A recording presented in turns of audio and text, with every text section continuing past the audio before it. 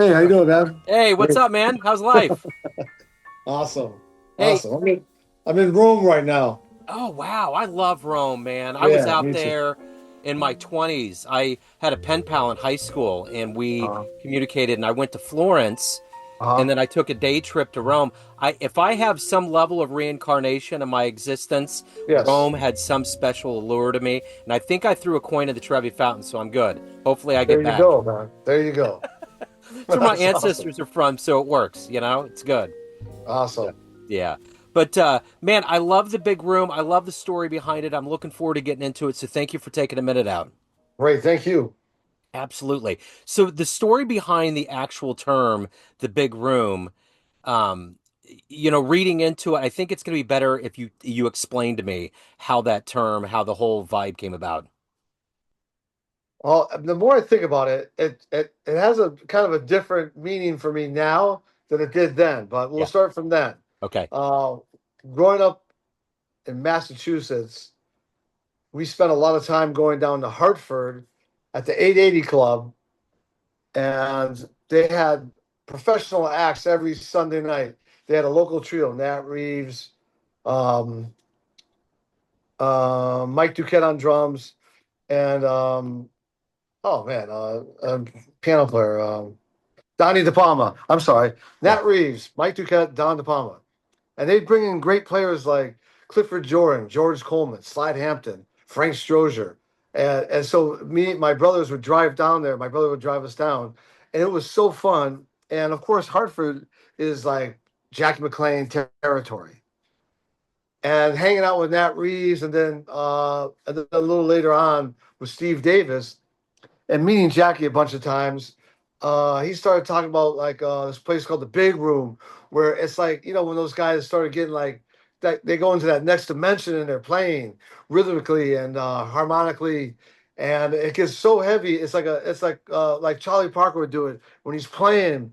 Then you get in a place like I've never heard this before, and Jackie would call like the Big Room, where like you can arrange your own furniture, and it's like a place that no one's ever been, and it's like you get into this like fifth dimension, and it seems so cool. And so he talked about it like, and then when you like we do gigs like when you're playing gets like your shit gets a little heavy. He's like, oh, we're going into the big room, like it's kind of fun. Max Roach mentioned it one time when I was at Bradley's watching Billy Higgins, and he used it in reference with Charlie Parker, and he would talk about Charlie Parker would tell Max Roach and Tommy Potter to make the width of the corridor wider so he could go in and out and do rhythmically phrasing a lot easier instead of if it was all just kind of jammed up, like to make the beat wider. So like those drummers that play with Charlie Parker, if you're playing Star Eyes, let's say, and it's 1, 2, 3, 4, and your beat, the measure is this wide. Those guys have a way of making the measure this wide. Yeah. And it's a subtle difference, but it makes all the difference in the world. And so if you're playing those guys will play a bass drum beat like Roy Haynes, Art Blakey, Elvin Jones, Art Taylor, Max Roach, Buddy Rich, the guys that play with Bird, they put that 1, 2, 3, 4 and on the bass drum. My and would be like right here. Their and would be like off the screen where it'd be like, oh, it hit you right in the ribs. It'd be, whoa, man. It was just there, Yeah. instead of right there. And it's just a place where, to me now, I think of it, especially with all the different types of music, all the different types of people, all the different types of like ways of playing, and especially the more mental health becomes involved, like people are bipolar or depressed, or they worry about fitting in, or I'm not good enough. And so I've taken that and put it to where, especially with me, um, taking the blinders off, man, and or like that's traditional way of playing drums. Oh, that's modern, or that's trad, or that's free, or you're not, it's you're old school, or I'm new school. All these blinders, all these walls. And to me, when I used to go hear Jackie, when you listen to Bird to this day, or Roy Haynes, it seems like they played with such a freedom and such a limitless expression that to me is the big room, man. Yeah. Really, you know. So going into this project, you have a lot of heavy hitters from Emmet Yeah, Cohen to Jeremy Pelt. There's so many cats that are on here. How did right. you assemble the players, and what was the overarching vision for the music that ended up on the album? Um, the big room, like I used to play with Pharoah Sanders for 16 years. Yeah. With him, it seems like I could play Joe Farnsworth. I could play my own stuff. And not that I knew what it was, but it seemed like I was free playing with Pharoah Sanders. When I played with greats like Cedar and George Coleman, you're just trying so damn hard to fit in and play. And I saw Billy Higgins play with them, so you got Billy Higgins on your mind. And then for many, many years, I was trying to play the perfect Max Roach solo.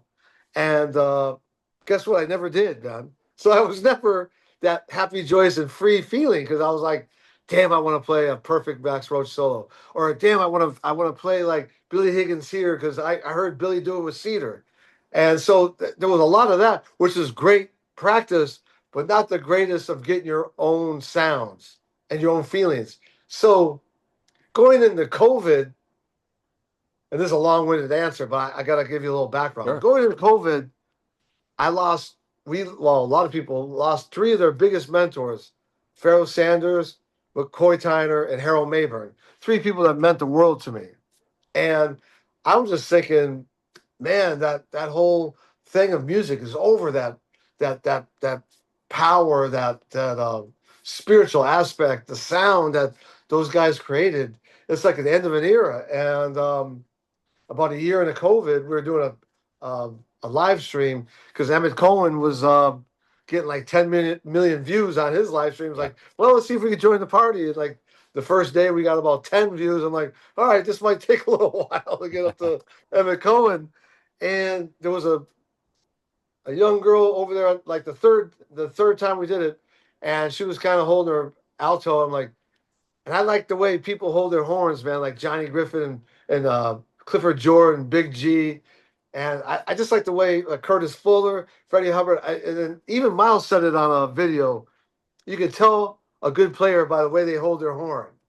And I'm like, damn, I feel the same way. And she was holding, I'm like, well, I wonder what she's talking about. And then she hit that note, and it felt like the spirit of Pharoah Sanders and McCoy Tyner and Harold Mayburn were with her, and it made me so happy.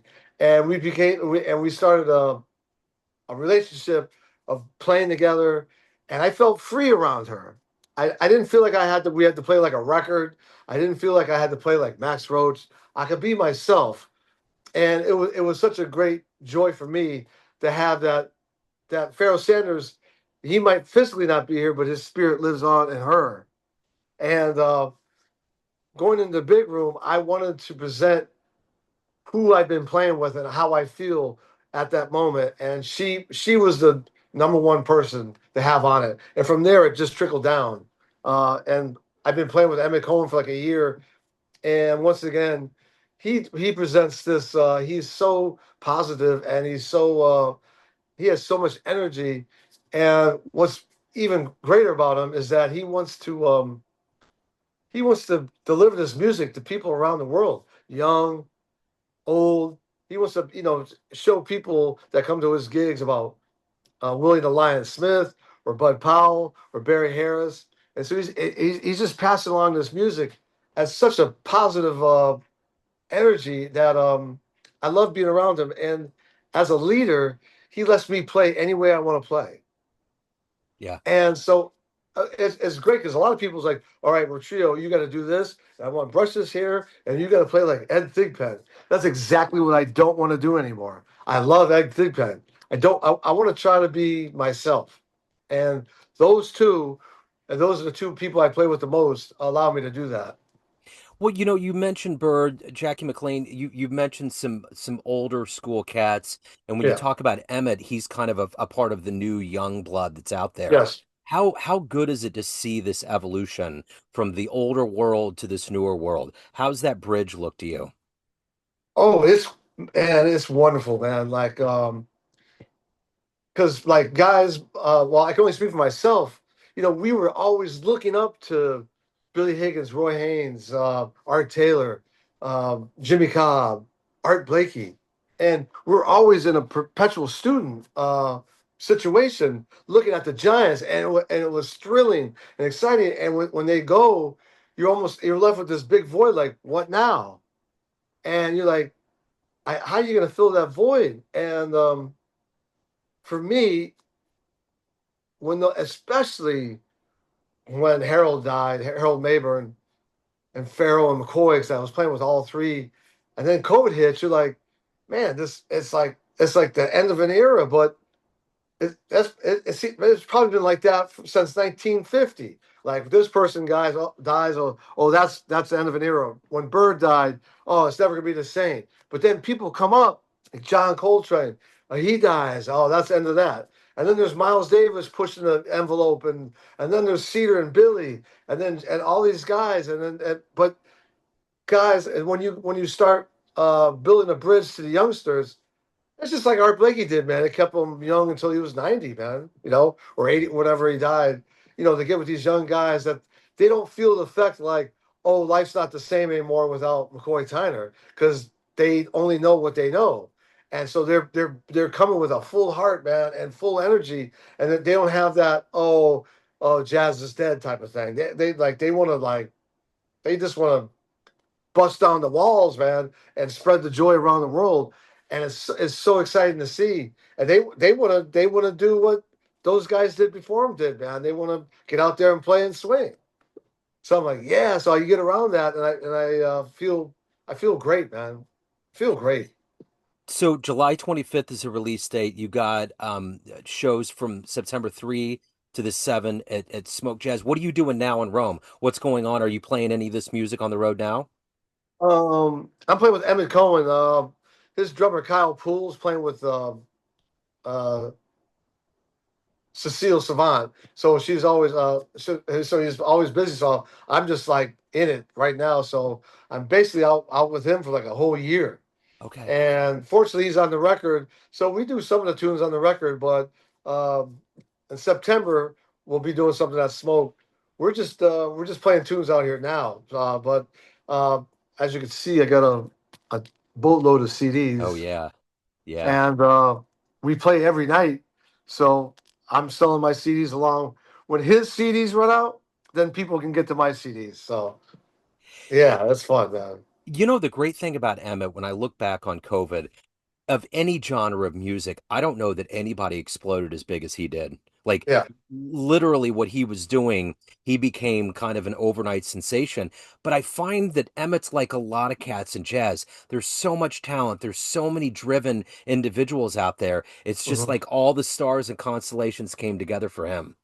Right. Well, he did a lot of groundwork, Yeah, for sure to get up there. Things sure. that um, older guys like myself wouldn't do. Yeah. Obviously, with social media and getting people to sign up for a website and putting other avenues together to create interest in what he's doing. Back when we were growing up, it was just about playing and word of mouth, and which is great. And you had to prove yourself, and you still have to prove yourself, but there's things you could do now with social media that you could be your own boss and put yourself out there. So he was collecting information, and he was making things that you could be a part of his group and be a sponsor. And then so he was getting people interested in him and being part of and no different than like people that sign up to be a sponsor to like the opera or something, or the Metropolitan of or the Philharmonic. So he has that uh, new way of thinking and go about making money and making and creating interest.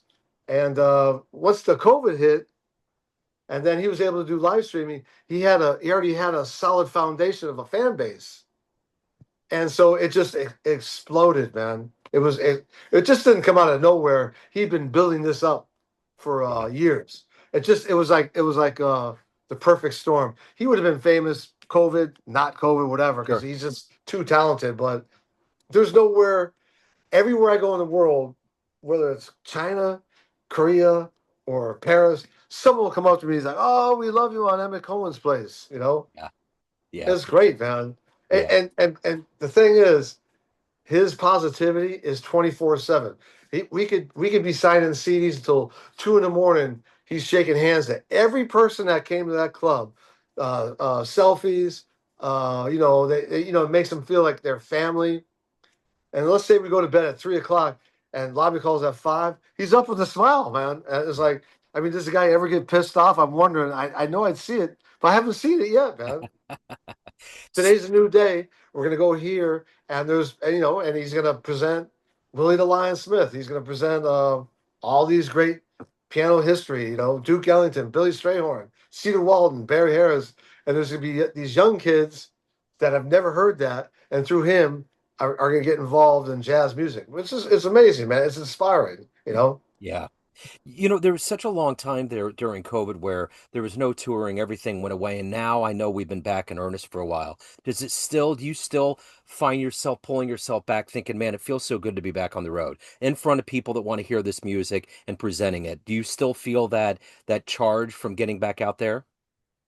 Um, I it for sure. I definitely for sure I do.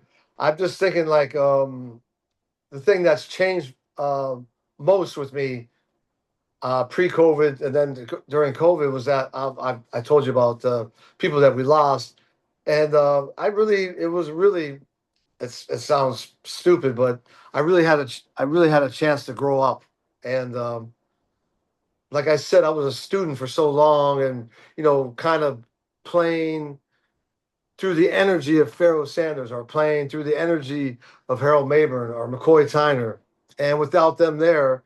And without AT here and Jimmy Cobb here, I'm like, it's really time to step up, man. And I feel a responsibility to do my part, and to all these little towns we go to or cities to represent those guys as best I can. I never really felt that before. I feel it now. Yeah, And there was a couple things that Al Foster said to me. I was doing a drum battle with Kenny Washington, and he was, that's nerve wracking enough. And Al was sitting to the left of me. And at the end of it, he went back. He said to me, he says, "Hey, man, be true to yourself." And that stayed with me through COVID for that year and a half or whatever. I'm like, damn, what does that mean? Like, who is myself? Like, I can tell you about Billy Higgins or Max Roach, but what is myself? So I started thinking about that. And then Billy Hart told me a story about doing a drum battle with Al Foster and Philly Joe Jones.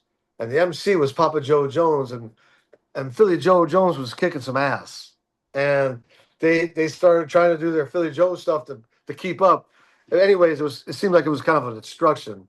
And Billy Hart and Al Foster, this is what Billy was telling me, made a deal within 5 years. If they didn't get their own stuff together, they would retire. yeah, And as he was telling me the story, Max Roach was also there, and he got up on the stage, and Billy Hart was about to leave his drums, but Max, when he was looking out on the audience on the mic, he had his hand in back of him, hitting his tom tom, like, sit down and listen to what I'm going to say. And Max Roach talked about 10 minutes about the importance of getting your own sound. And it seemed like all this was coming at me when a time where music stopped.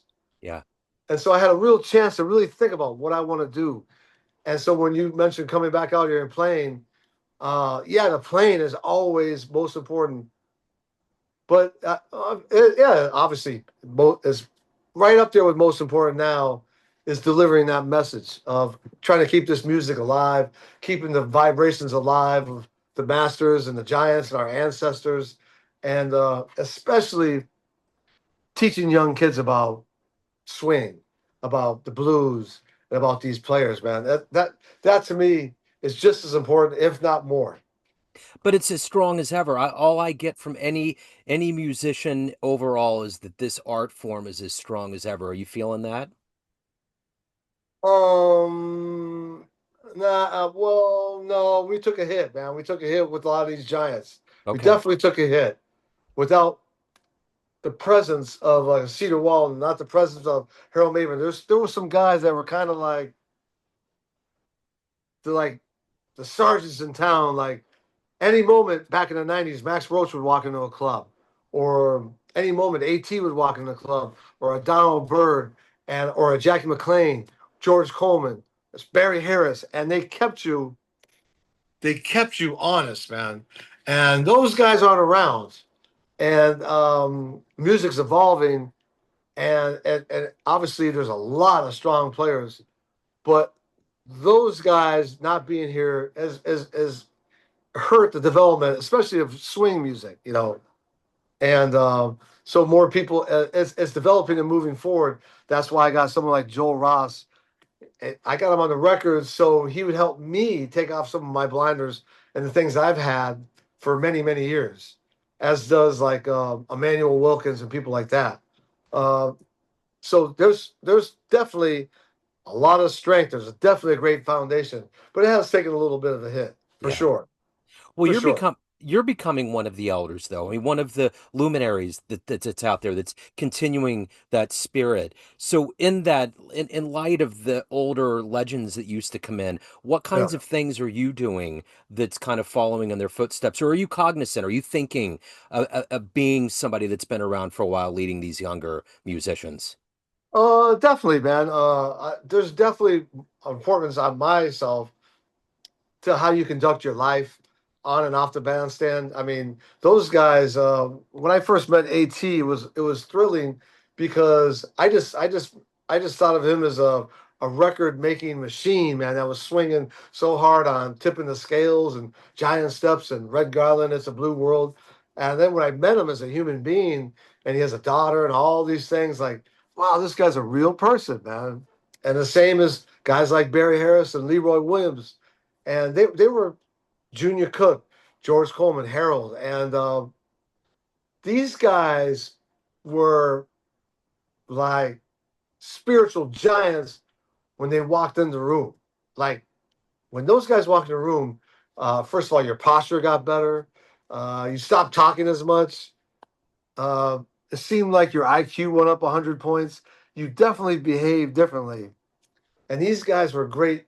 And like whatever they played, the drums or a saxophone, that was just an extension of how great they were as a person. I used to think the drums made AT, but AT made the drums. Yeah. And I was more I wasn't aware of the actual um the personal part of it off the bandstand and how important that is and to stay strong and to stay consistent. You can't act like a jerk off the bandstand and then be able to be keep this music moving forward by just Yeah. playing. Yeah. You have to inspire them off the bandstand the way you act. Sometimes you go home instead of hanging out, or always trying to put a blues in there, or like Benny Golson did to me when we were playing Long Came Bay. He's like, "Now, Joe, I need you to play 2/4 here." I said, "Well, I am playing 2/4."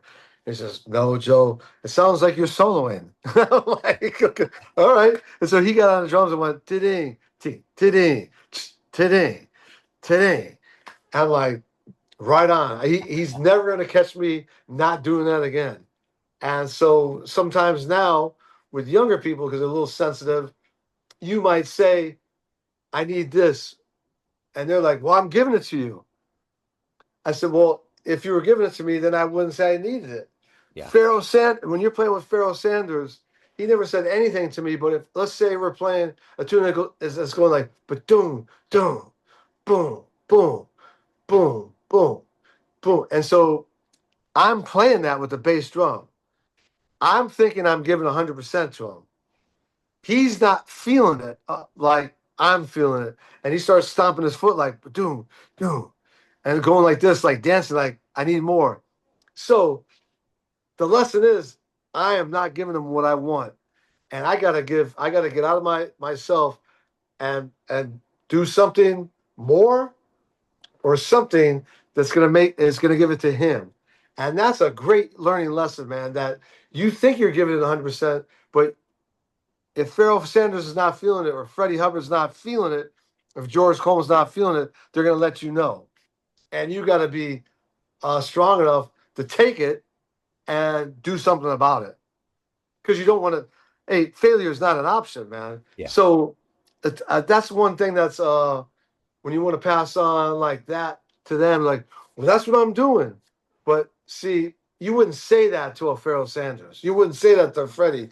You're like, I got to get out of this quickly, before I get in big trouble, man. I got to do something. I got to play harder. I'm thinking I'm giving 100%, but I got to play harder. So there's things like that. Like, for instance, man, I'm playing with this piano player, and we're playing Walk Spirit, Talk Spirit. McCoy Tyner. He's not playing like the feeling of McCoy. And I'm trying to tell him, he's like, I want to do it my own way. I said, your own way is not making it, man. This is McCoy Tyner tune, and this is the way. Not that I'm any great, but this is the way McCoy played it because I was with him. I saw it. I felt it, and we've got to get that energy and spirit. And he didn't want to do it, and so we just stopped playing it because it was terrible. Wow. And that's the hardest thing is like, how does George Coleman play Star Eyes and make it sound like Love Supreme? Yeah. How does Jackie McLean play I Remember You and just cook on it like you never heard anything like it before? Some guys would call these tunes, oh, that's jam session tunes. But hey, to me, that's the greatness of a George Coleman or a Jack McLean or a Freddie Hubbard. How could they make that tune sound like something you never heard before? Yeah. Yeah. And that's what that level of a genius that those guys had. It's hard to maintain it because those guys were so special. So when we go back to kind of like the hit of "Is Jazz as Strong as Ever" and what do you do that those guys did for you? That level of energy is what I try to do. But I'm not like them, man. I saw it, I was around it, but I would never be on that level. Yeah. Never. So the big room comes out July 25th. You're going to be playing at Smoke on September 3 to 7. So I will lead everybody in that direction with links. Joe, it's great to catch up with you. Thank you so much. It's always illuminating. There's so much, so dense of story and beauty. So thank you. I appreciate it. Hey, thanks for having me on. I love your background, by the way. Oh, thank you. Yeah, I'm a visual artist, so that's one of my originals. Oh, that's awesome, man. Yeah, thank you. Well, hey, man, do me a favor. Send my love to Rome and tell it I'll be back. And tell your fans they can see more of me on Joe Farnsworth Drums Instagram, okay? Perfect. I will put that in the show notes. Thank you, brother. Thank you, Joe. Take care, man. All right. Cheers. Kansas City musicians, filmmakers, and creatives, this is your invitation. Don't miss Sound to Screen, a one-day music and film workshop on July 19th, 2025 at UMKC's Katz Hall from 9 a.m. to 2 p.m. Learn how to take your song from concept to screen, bring your instruments, connect with local artists, and enjoy a special masterclass with members of Kansas City's own The Freedom Affair. Spots are limited. RSVP now at soundtoscreen.kccreativecity.com or just search for Sound to Screen on Facebook events.